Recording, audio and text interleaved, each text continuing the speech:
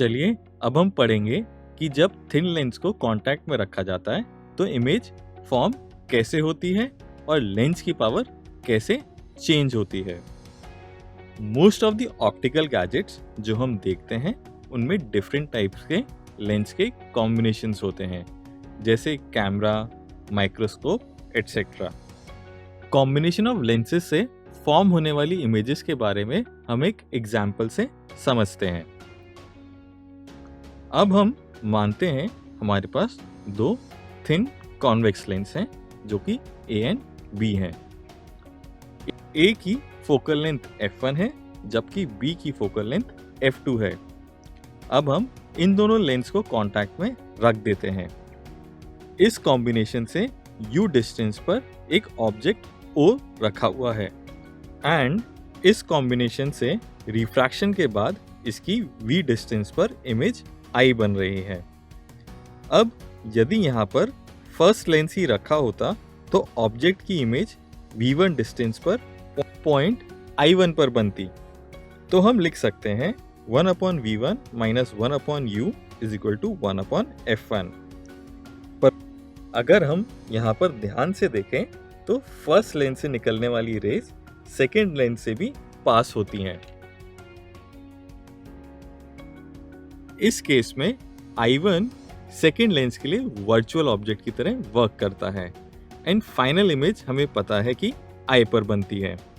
अतः second lens के लिए थिन लेंस फॉर्मूला से 1/V - 1/V1 = 1/F2। अब यदि हम इन दोनों इक्वेशन को ऐड कर दें तो हमें मिलेगा 1/V - 1/U = 1/F1 + 1/F2। यदि हम इस कॉम्बिनेशन के इक्विवेलेंट एक फोकस F का लेंस लें तो हम लिख सकते हैं 1/V - 1/U = 1/F। अतः हम कह सकते हैं 1/F = 1/F1 + 1/F2।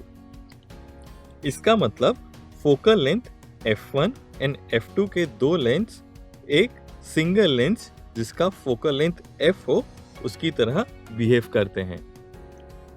इसी प्रकार हम बहुत सारे थिन लेंस को कंबाइन कर दें तो भी यह रिलेशन वैलिड रहेगा, यानी कि 1/F = 1/F1 + 1/F2 + 1/F3।